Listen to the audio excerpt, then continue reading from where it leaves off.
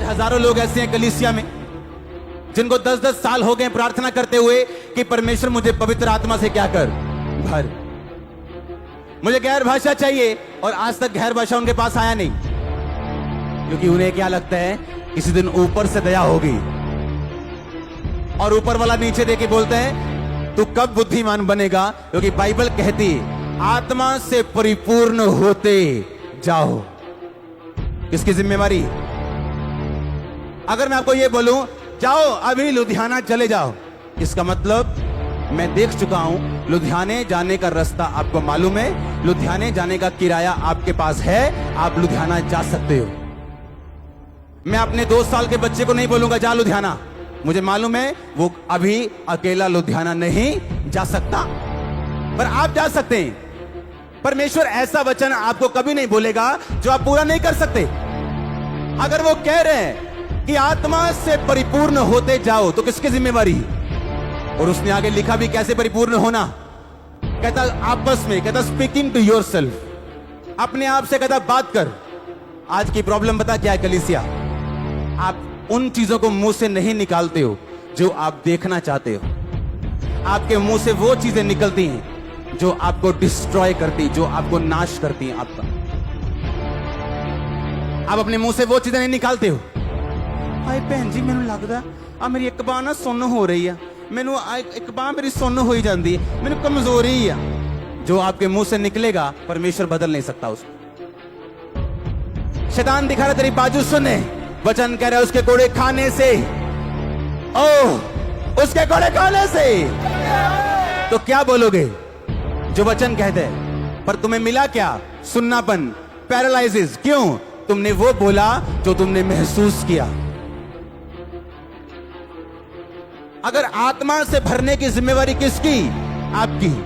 चंगे होने की जिम्मेवारी किसकी? आपकी। सुलेमान अमीर था, जिम्मेवारी किसकी थी? सुलेमान की। बुद्धिमान था, क्यों? मांगा। ऊपर से अपने आप कुछ नहीं गिरता और ना गिरेगा। पहला कुरिन्थिया उसकी 14 उसकी 3 आयत में लिखा, परंतु जो भविष्यवाणी करता है वह मनुष्यों से शांति उपदेश और शांति की बातें कहता है। जो अन्य भाषा में बातें करता है वो अपनी उन्नति करता है, जो भविष्यवाणी करता है वो कलीसिया की उन्नति करता है। मैं चाहता हूं कि तुम सब अन्य भाषा में बातें करो, पर यह चाहता हूं कि तुम भविष्यवाणी करो। कहता मैं चाहता हूं तुम सब अन्य भाषा में बातें करो, पर यह ज्यादा चाहता हूं कि तुम क्या करो? भविष्यवाणी का मतलब सिर्फ नाम बताना नहीं होता।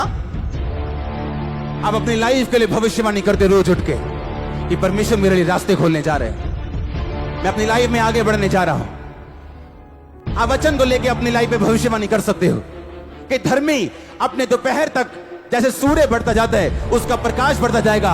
आज सुबह जब मैं उठा हूं मैं डिक्लेयर करता हूं मेरा प्रकाश बढ़ता जाएगा, मेरी चर्च का प्रकाश बढ़ता जाएगा, मैं हर एक चीज में बढ़ता जाऊंगा। ये आपके लिए प्रोफेसी।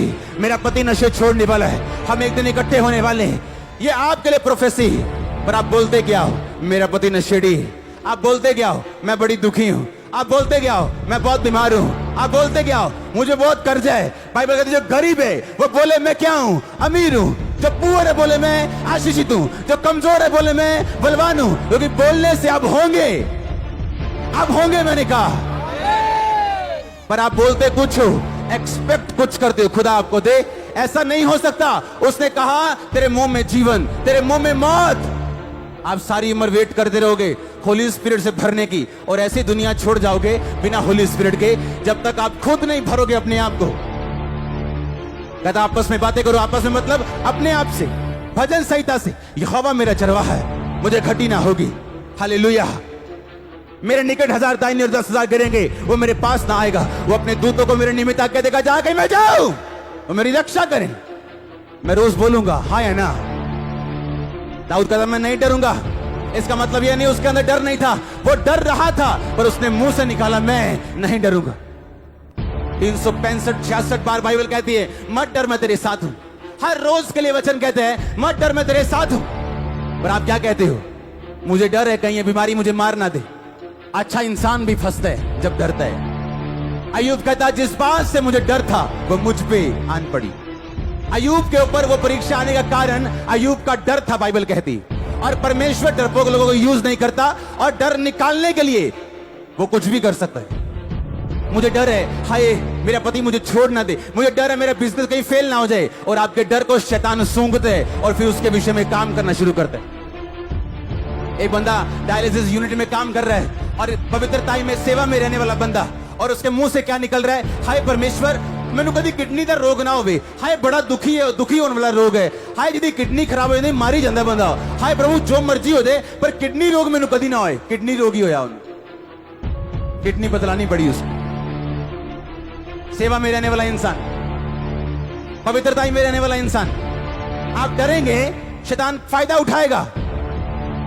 कोई महारोग आपका हिस्सा नहीं, कोई किडनी रोग आपका हिस्सा नहीं, कोई कैंसर आपका हिस्सा नहीं, कोई टीबी आपके परिवार का आपका हिस्सा नहीं, आपके परिवार का कैंसर हिस्सा नहीं, शुगर हिस्सा नहीं, बीपी हिस्सा नहीं, स्ट्रोक हिस्सा नहीं, अधरंग हिस्सा नहीं, गरीबी हिस्सा नहीं, कमजोरी हिस्सा नहीं, शर्मिंदगी हिस्सा नहीं, ब्लड का रोग हिस्सा नहीं, ब्लड का रोग हिस्सा नहीं, छोटी उम्र हिस्सा नहीं।